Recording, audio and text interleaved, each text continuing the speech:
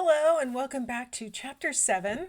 We're going to be talking about the first 2 years, psychosocial development. So, this is the last chapter in our book that covers the first 2 years of development. All right, so let's get started. So, there are a few main themes in social development. The first one we're going to discuss has to do with play skills. The development of play skills is an important kind of development because play serves as a model for a lot of the things that children will do later. Play gives them the opportunity to practice some of the skills that they're going to need later on in life in order to get along with other people and work and do the things that we do as adults. And so play skills are really important.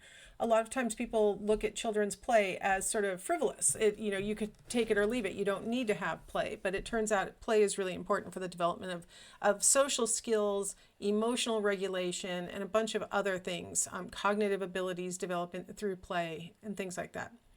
So when we talk about play, there's functional play. Here we have some children learning the function of different kinds of tools, the way that sand works, things like that. There's constructive play where you're putting things together. This child's putting together, those big manipulable blocks. It could be, putting together models. It could be, as we age, we see more and more elaborate constructive play. Pretend play, where the child basically does observational learning, kind of deferred imitation, things that we talked about in the last chapter, as part of their play. And here we have a child using a mouse as a phone, pretending to do things that either older people do, older children or grown-ups, or maybe what animals do, or maybe what imaginary creatures like fairies or goblins or something would do. Things that don't exist any longer, what a dinosaur would do, these kinds of things they pretend, right? And that's really important for their cognitive development as well as their social development, because as children age, they'll start to incorporate other children into their pretend play. I'll be a fairy and you be the witch, and or you be the mommy and I'll be the daddy, or whatever it is. And then finally, the last category is rough and tumble play. Now, rough and tumble play, on average, this is not the case for everybody, but on average is more likely to occur with dad than with mom, and then with other children as the child grows. And so a lot of times we're talking about the 0 to 2-year-old period. The only rough and tumble play most 0 to 2-year-olds get is with their dads. Moms tend to be less rough when they play with their children. They're much more likely to engage in functional or constructive or pretend play with their children, especially in the 0 to 2-year phase, but pretty much throughout childhood. Fathers are much less likely to engage in pretend play. They might engage in functional play and they might engage in constructive play, but much less in the pretend play and much more in the rough and tumble play.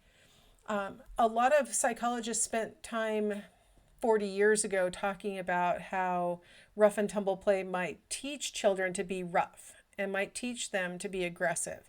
And now what we're realizing is that rough and tumble play teaches children a lot of really positive social skills.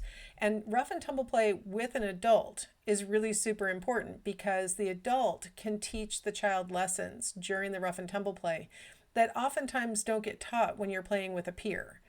If one of the children is being too rough when playing with a peer, the peer's really only resort is to start crying or to fight back.